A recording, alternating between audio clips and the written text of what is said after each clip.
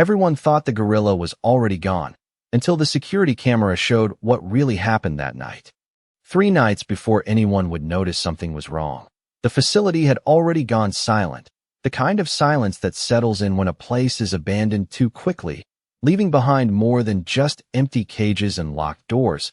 And deep inside one of those enclosures, under dim flickering lights that barely reached the corners, lay a rare albino gorilla named Iris, her pale fur almost blending into the cold concrete beneath her as she barely moved, her chest rising so slowly it was hard to tell if she was still holding on or simply drifting away unnoticed, the air around her heavy and still, as if even the world had decided to turn its back.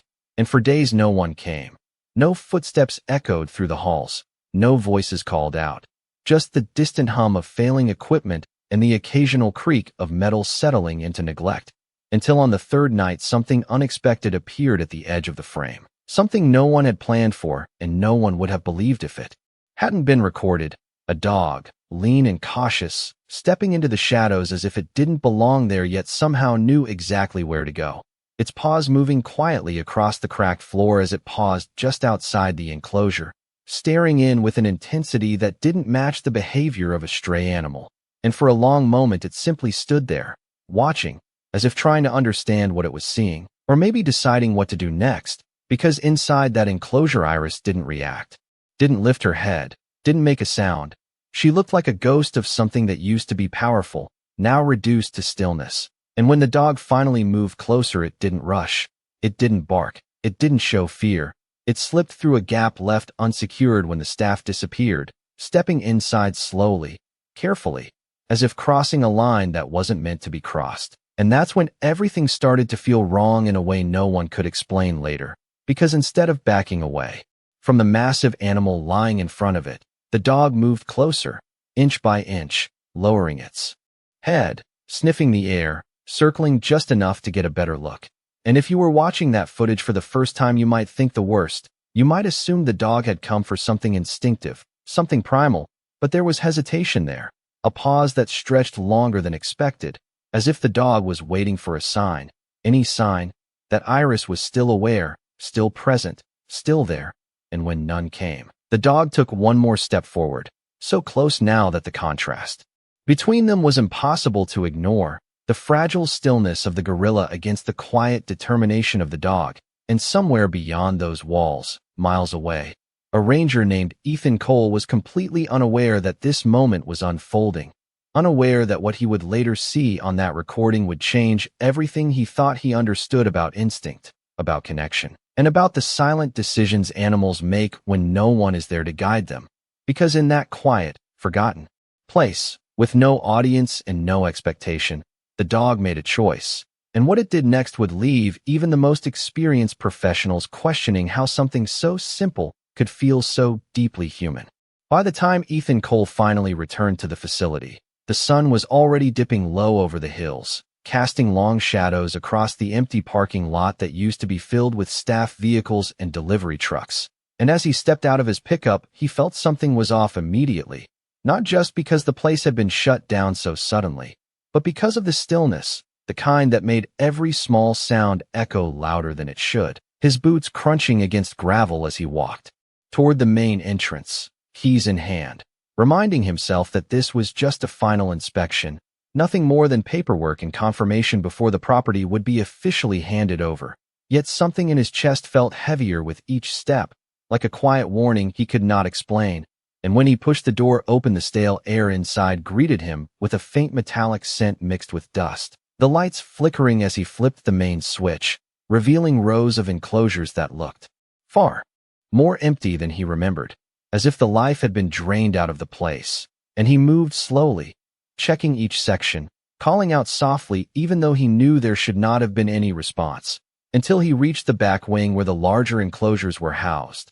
The ones designed for animals that needed more space, more care, more attention. And that was when he saw her, Iris, lying exactly where she had been left, her pale body barely visible against the dim concrete. And for a second he froze, because even from a distance something about her stillness felt final, like he had arrived too late. And he swallowed hard before stepping closer, his voice low as he said her name, even though he knew she might not hear it. But then his eyes caught something else, something that did not belong. Faint marks on the floor, small tracks leading in and out of the enclosure, and he frowned, crouching down to get a better look, realizing quickly that they were not from any animal that had been kept there. They were lighter, more scattered, like something had been coming and going repeatedly, and his mind immediately went to security, because if something had gotten inside after the shutdown, that was a serious problem. So he stood up quickly and made his way to the control room, flipping through the monitors until he found the camera feed for Iris enclosure, scrolling back through the footage with growing unease as the timeline rewound. And at first it showed nothing but the same stillness he had just witnessed, Iris unmoving, the empty space around her untouched. But then, just past midnight, a shape appeared at the edge of the frame, and Ethan leaned in closer, his eyes narrowing as the image sharpened, revealing the dog from the night before, moving cautiously into view. And at first his reaction was immediate frustration, because the last thing this place needed was a stray animal getting inside, possibly making things worse. And as he watched the dog slip through the opening and approach Iris, his jaw tightened, expecting it to act like any other stray would. But what he saw next made him pause. The dog did not rush, did not circle aggressively. It slowed down. As it got closer, almost like it was trying not to startle her, and Ethan felt a flicker of confusion as he continued watching, because there was something deliberate in the way the dog moved, something that did not match the situation. And when the dog finally reached Iris and lowered itself beside her instead of backing away, Ethan leaned back slightly, his expression shifting, because whatever he had expected to see, it was not this, and he could not shake the feeling that he was only beginning to understand what had really been happening in that enclosure while no one was there to witness it. The longer Ethan watched the footage, the more uneasy he became, because what had first looked like a simple intrusion was starting to feel like something far more deliberate. And he found himself rewinding the same few minutes again and again, studying every movement the dog made, every pause, every small shift in posture, searching for a pattern that made sense. But instead of aggression or desperation, what he saw was patience, almost like the dog understood exactly how fragile the situation was. And as the recording continued, the dog settled beside Iris, lowering its body slowly onto the cold concrete, as if trying not to disturb her, its head resting near her shoulder, staying there without moving for several long minutes. And Ethan leaned closer to the screen, his brows tightening, because this was not behavior he could easily explain, not from a stray that had somehow found its way into an abandoned facility. And then something even stranger happened, something subtle but impossible to ignore. The dog shifted slightly and nudged Iris with its nose, gently, carefully, like it was trying to get a response without causing any harm. And when there was no immediate reaction, it did not give up. It stayed, repeating the motion again after a few seconds, softer this time. And Ethan felt a quiet tension building in his chest, because he had seen animals interact before. He had spent years working in environments where instincts ruled behavior. But this felt different. This felt intentional, almost thoughtful. And then the footage showed the dog getting up and walking away, briefly, disappearing out of frame. And for a moment Ethan assumed that was the end of it, that whatever instinct had drawn the dog in had passed. But less than 2 minutes later it returned, carrying something in its mouth, something small and indistinct, and it placed it near Iris, stepping back slightly as if waiting. And Ethan squinted, trying to make out what it was, realizing it looked like scraps of food, possibly something the dog had scavenged from outside. And he exhaled slowly, leaning back in his chair, because now the situation was shifting in a way he had not expected at all. This was no random visit, no accidental encounter. The dog was coming back, bringing something, trying something. And as the timeline moved forward, the pattern repeated, the dog staying beside Iris for long stretches, then leaving and returning again, each time with something new, sometimes food, sometimes just itself, lying close enough that their bodies nearly touched. And Ethan noticed something else too, something that made him sit up straighter. Iris had moved, not much, not enough to be obvious at first glance. But there it was, a slight shift in her arm, a faint adjustment of her head, movements so small they could have been missed entirely if he had not been watching so closely. And his heartbeat quickened as he leaned forward again, replaying that exact moment to be sure he had not imagined it. Because if she was responding, even just a little, that meant something. Inside her had not given up yet, and suddenly the footage did not feel like a recording anymore. It felt like a window into something fragile and uncertain, something that was unfolding without anyone there to guide it. And as the dog settled beside her once more, curling its body closer, Ethan realized he was no longer watching with suspicion. He was watching with a growing sense of disbelief. Because whatever was happening in that enclosure was not driven by fear or survival alone. It was something quieter, something harder to define, and he could not shake the feeling that he was witnessing the beginning of something that should not have been possible in a place that had already been left behind. The more Ethan replayed the footage, the harder it became to accept what he was seeing, because every instinct he had built over years of working with animals told him this should not be happening. And yet the evidence was right there in front of him, repeating itself over and over with quiet consistency. The dog returning each night as if following a schedule no one had set, slipping through the same opening, moving with the same careful steps, and always going straight to Iris as if nothing else in the entire facility mattered. And Ethan rubbed his face with one hand, trying to make sense of it, because part of him still wanted to believe there was a simple explanation, something predictable, something grounded in basic survival.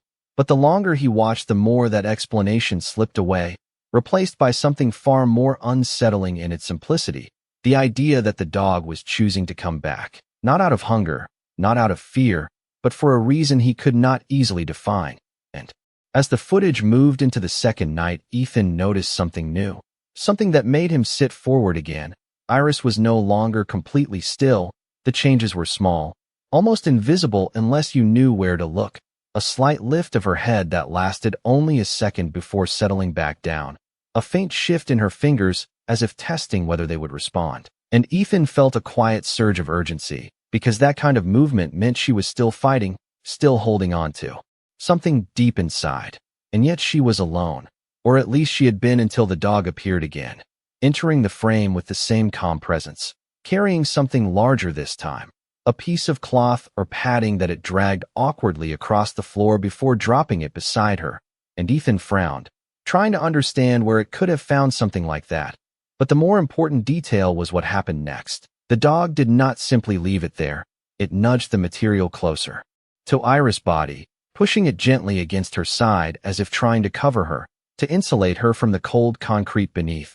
And Ethan felt a strange tightness in his chest, because this was no longer random behavior. This was problem-solving. This was adaptation. And it forced him to reconsider everything he thought he knew about the situation. Because if the dog was responding to Iris' condition, if it was recognizing her weakness and trying to do something about it, then this was no longer a matter of instinct alone. And as the hours passed on the footage, Ethan watched the dog settle beside her again, pressing close enough that their bodies shared warmth, remaining there for long stretches, without moving, occasionally lifting its head to check for any sign of response. And then, sometime in the early morning hours, something happened that made Ethan hold his breath. Iris shifted again, more noticeably this time, her head lifting slightly as her eyes opened just enough to reveal a faint awareness. And the dog reacted immediately, not with excitement or sudden movement, but with a subtle change in posture, leaning closer, staying steady, as if it understood that even the smallest reaction mattered. And Ethan felt the weight of that moment settle over him, because what he was witnessing was not dramatic or loud. It was quiet, fragile, and deeply unexpected, and yet it carried a significance that was impossible to ignore. The kind of moment that changes how you see something forever. And as the footage continued into the next cycle, Ethan realized he was no longer just observing. He was waiting to see if Iris would move again, if the dog would return again, if whatever connection had formed in that empty enclosure would continue. Because now there was something at stake, something that had not existed before, a possibility that Iris might not be as alone as everyone had believed. And that realization changed everything Ethan thought he was about to do next. By the time Ethan finally pulled himself away from the monitor, the room felt different, as if the air itself had shifted, carrying a weight he had not felt when he first walked in. Because now he knew something no one else did, something that made his original plan feel suddenly incomplete. and he stood there for a moment staring at the paused frame of the dog curled beside Iris, trying to decide whether what he had seen was enough to change what came next. Because protocol was clear, the facility was being decommissioned. Any remaining animals were to be assessed quickly and transferred if possible, and if not, handled according to strict guidelines. But nothing in those guidelines accounted for what he had just witnessed. Nothing explained what to do when an outside animal had already stepped in and done something no one else had. And Ethan exhaled slowly before turning away from the screen, grabbing his flashlight and heading back toward the enclosure, his footsteps faster now, more deliberate, because watching through a camera was no longer enough. He needed to see it for himself, needed to understand if what he had seen on that screen was real in the present moment. And as he approached the enclosure again, the silence felt heavier than before, like the building itself was holding its breath. And when he reached the door, he stopped for just a second, steadying himself before stepping inside, the beam of his flashlight cutting through the dim space until it landed on Iris, still lying where she had been. But now there was something different, something subtle but unmistakable. The piece of cloth he had seen in the footage was there, draped partially along her side, and the realization hit him immediately that the footage was not just history, it was still unfolding. And then he heard it, a faint sound behind him, so soft he almost missed it, the light shifting as he turned quickly, his heart tightening as the beam caught movement near the entrance. And there it was, the dog, standing just inside the enclosure, its body still, its eyes fixed on him with a calm that did not match the situation. And for a moment neither of them moved, the silence stretching between them in a way that felt almost intentional. And Ethan felt a flicker of the same confusion he had experienced while watching the footage, because the dog did not run, did not show fear, did not act like it had been caught doing something wrong. It simply stood there, watching him, as if waiting to see what he would do next. And Ethan lowered the flashlight slightly, his voice quiet as he spoke without thinking, telling the dog it was okay, even though he was not entirely sure why he said it. And the dog tilted its head slightly before taking a small step forward, not toward Ethan, but toward Iris. And that was when something shifted inside him, because the movement was not defensive, it was not territorial, it was purposeful. And he watched closely as the dog moved to Iris' side and lowered itself beside her again, just like it had in the footage, its body close enough to touch, its posture relaxed but attentive. And Ethan felt his assumptions begin to fall apart one by one, replaced by a realization he had not expected to face, that whatever connection had formed between these two animals was real, present, and continuing right in front of him. And as he stood there in that quiet space, watching the dog remain beside Iris without hesitation, he understood that the situation was no longer as simple as he had believed when he first arrived, because now there was more than just a failing animal in an abandoned enclosure. There was something else, something that had chosen to stay when everything else had walked away, and he could not ignore that, no matter what the rules said. For a long moment Ethan did not move, because stepping forward felt like crossing into something he did not fully understand yet. And he could not shake the feeling that if he handled this wrong, he might break whatever fragile balance had formed between the two animals. So instead he stayed where he was, watching carefully, letting the silence stretch as the dog remained beside Iris, its body pressed close, its eyes occasionally lifting toward Ethan but never leaving her for long. And the longer he stood there, the more he realized that the dog was not reacting to him as a threat. It was measuring him, observing him in the same way he had been observing it through the cameras. And that realization shifted something in his approach, because this was no longer about removing a stray from the property. It was about understanding a connection that had already taken root. And slowly, carefully, Ethan lowered himself down to one knee, keeping his movements steady and predictable, his voice calm. As he spoke again, not to command or control, but simply to exist within the space without causing alarm. And the dog responded with a slight tilt of its head before returning its focus to Iris, nudging her gently once more, the same deliberate motion he had seen on the footage. And this time Ethan saw it happen in real time. Iris' fingers twitched, barely noticeable, but undeniably there, and his breath caught for a second as he leaned forward slightly, his eyes fixed on her, waiting for another sign, another movement, anything that confirmed what he had begun to believe. And after a few seconds her head shifted just enough to break the stillness.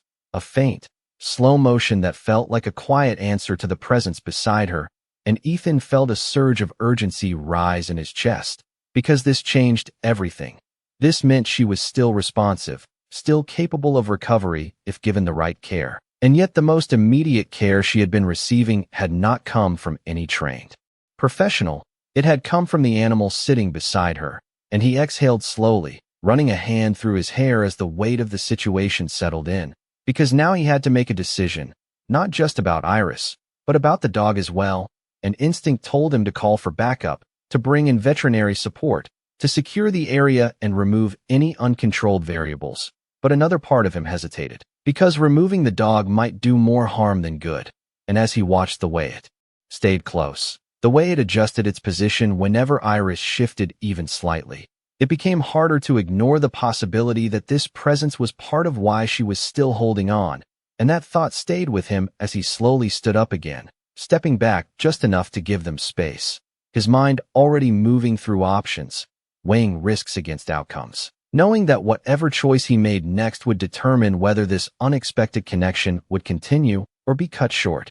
And as he turned toward the exit, he paused one last time, looking back at the two of them, the pale stillness of Iris and the quiet, steady presence of the dog beside her. And for the first time since arriving, he allowed himself to consider something he would not have believed even an hour ago, that maybe the best thing he could do right now was not to intervene immediately, but to protect what was already happening, at least long enough to understand it fully, because sometimes the most important part of saving a life is recognizing when something else has already begun the process before you ever arrived. The drive back into town felt longer than usual, not because of the distance, but because Ethan could not stop replaying what he had just seen, every small movement, every quiet interaction between Iris and the dog looping in his mind, as if his brain refused to let it go. And by the time he reached the small veterinary clinic on the edge of the county, the sky had turned a deep shade of orange, fading quickly into dusk, and he stepped inside with a sense of urgency that surprised even him, calling out for Dr. Melissa Grant as the door closed behind him, his voice sharper than usual. And when she appeared from the back room, wiping her hands on a towel, she immediately noticed the tension in his posture, the way he struggled to find the right words. And as he began explaining what he had seen, the abandoned facility, Iris' condition, the dog, the footage, the way it kept returning, the way Iris had responded, Melissa listened without interrupting, her expression shifting from curiosity to concern and then to something more thoughtful, because what he was describing did not fit neatly into any protocol she had ever followed. And when he finally finished, there was a brief silence before she spoke, asking careful questions, not about the dog alone, but about the timing, the frequency, the exact nature of Iris' movements. And Ethan answered each one as precisely as he could, realizing that every detail mattered now. And when Melissa leaned back slightly, crossing her arms as she considered everything, her response was not what he expected, because instead of immediately suggesting removal or containment, she focused on Iris, explaining that in extreme conditions, even minimal stimulation could trigger a response, that warmth, proximity, and repeated gentle interaction might be enough to keep an animal from fully shutting down. And Ethan felt a quiet shift in his understanding as her words connected with what he had witnessed, because the dog had provided exactly those things without any instruction, without any training. And Melissa continued, her tone steady, explaining that sudden removal of that stimulus could be just as dangerous as leaving the situation unmanaged, especially if Iris had already begun to respond to it. And Ethan ran a hand over his face, absorbing that, because it confirmed what he had been hesitant to admit, that the dog was not just a variable. It was part of the reason Iris was still holding on, and the weight of that realization settled in as Melissa finally gave her recommendation, not a command, but a careful suggestion, that they proceed with caution, that they return together, assess Iris' condition in person, and most importantly, observe the dog without interfering unless absolutely necessary, because understanding its behavior might be the key to stabilizing Iris long enough to intervene properly. And Ethan nodded slowly, the tension in his shoulders easing just slightly, not because the situation was resolved, but because he now had a direction that did not require him to undo what had already been set in motion. And as they gathered the necessary supplies and prepared to head back out, Ethan could not shake the feeling that they were not just going to treat an injured animal. They were stepping into something far more unusual, something that would challenge everything they thought they knew about instinct, connection, and the quiet decisions that happen when no one is watching. And as the clinic lights dimmed behind them and the truck engine started, the road ahead felt uncertain, but for the first time since arriving at the facility, Ethan was not alone in trying to understand it, and that made all the difference. The ride back to the facility felt quieter than before, but not because there was less to say. Instead, it was because both Ethan and Melissa were thinking through the same question in different ways, trying to prepare for something neither of them had ever encountered in real life. And when they finally pulled into the empty lot, the sky had turned fully dark, the building now outlined only by the faint glow of exterior lights that flickered with inconsistent power.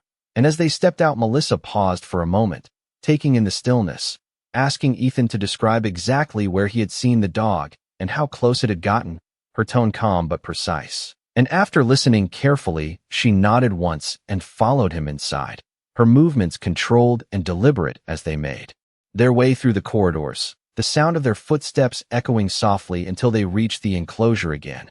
And this time, Ethan did not rush forward. Instead, he slowed, letting Melissa take the lead as they approached the doorway.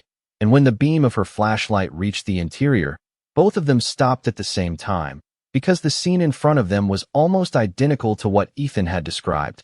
Iris lying on her side, pale and still, and right beside her the dog, its body curved along hers, its head resting lightly against her shoulder as if it had been there for hours. And Melissa lowered the light slightly, careful not to startle either of them, her voice barely above a whisper as she told Ethan to stay where he was.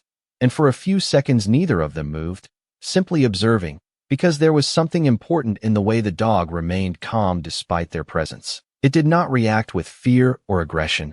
It did not attempt to flee. Instead, it lifted its head slowly, its eyes moving between them and then back to Iris, as if confirming that nothing had changed. And Melissa took a small step forward, slow enough that each movement could be measured, and the dog watched her closely but did not retreat. And that was when she noticed the details Ethan had mentioned, the piece of cloth pressed against Iris' side, the small bits of food placed nearby, and more importantly, the subtle signs of response in Iris herself, the faint rise and fall of her breathing, the slight tension in her fingers that suggested awareness just beneath the surface. And Melissa knelt down a few feet away, careful to keep distance while still getting a clearer look, her expression focused as she studied both animals together rather than separately, because what she was seeing confirmed something she had only suspected before, that the dog was not just present, it was actively maintaining a condition that allowed Iris to hold on. And as if responding to the shift in attention, the dog nudged Iris gently again, the same slow, deliberate motion Ethan had described. And this time Melissa saw it too, the small but unmistakable movement of Iris' head, a faint lift, followed by a soft return to stillness. And Melissa exhaled quietly, her voice low as she said that this was enough to justify a careful intervention, but not one that would separate them abruptly. And she explained quickly that they would need to stabilize Iris while preserving the environment that had been helping her, which meant working around the dog rather than removing it, at least for now. And Ethan nodded, already understanding what that meant, that this situation required patience more than control. And as they began preparing their equipment, moving slowly, deliberately, making sure every action was measured, the dog remained where it was, watching them with steady awareness. And in that quiet moment, something became clear to both of them without needing to be said, that whatever had started in this empty, forgotten place had grown into something neither of them could ignore, something fragile but powerful. And now their role was not to replace it, but to protect it long enough for it to become something more. The first real change did not happen all at once, and that was what made it so powerful, because instead of a sudden recovery or a dramatic moment, it began with something so small, it could have easily been missed if no one had been watching as closely as they were. Iris' fingers tightening slightly against the floor as Melissa carefully adjusted the position of the cloth and placed a small amount of water within reach, her movements slow and deliberate, always aware of the dog just inches away. And what surprised her most was not just that the dog stayed, but that it seemed to understand exactly when to remain still and when to move, as if it had already learned the rhythm of what Iris needed, and Ethan stood nearby, holding the light steady, his eyes moving between Melissa's hands and Iris' face, waiting for any sign that the effort was making a difference. And then it happened again, a faint but unmistakable shift, Iris' head lifting just slightly longer than before, her eyes opening for a brief second before closing again, and Melissa paused, her breath catching as she glanced at Ethan, the silent confirmation passing between them that this was no longer just survival. This was progress, and beside Iris the dog responded in its own quiet way, pressing a little closer, its body providing warmth, its presence constant. And over the next several hours that pattern continued, small adjustments, careful support, and the steady presence of something that had chosen not to leave. And by the time the first light of morning began to filter through the broken windows, the space felt different, no longer abandoned, no longer empty, but filled with a quiet sense of possibility that had not existed before. And when Iris finally managed to lift her head fully, even if only for a few seconds, Ethan felt something in his chest shift in a way he could not quite put into words, because he knew that moment did not belong to him or to Melissa alone. It belonged to everything that had happened before they arrived, every quiet night the dog had returned, every small action that had kept Iris from slipping away completely. And Melissa slowly stood, her expression softer now, her voice low as she explained that Iris would need continued care, transport, and time, but that she had crossed the most important threshold, the point where recovery was no longer just a possibility but a direction. And as they began preparing for the next steps, bringing in additional support, arranging for a proper transfer to a rehabilitation center, the question of the dog remained, and Ethan found himself looking over at it more than once. Because even as people moved in and out of the space, it stayed close to Iris, never interfering, never reacting with fear, simply watching. And when the time finally came to carefully move Iris onto a transport stretcher, the dog stood, stepping back just enough to allow it, its eyes following every movement with quiet focus. And for a moment it seemed like it might follow, but instead it stopped at the edge of the enclosure, as if understanding that its role in that place was coming to an end.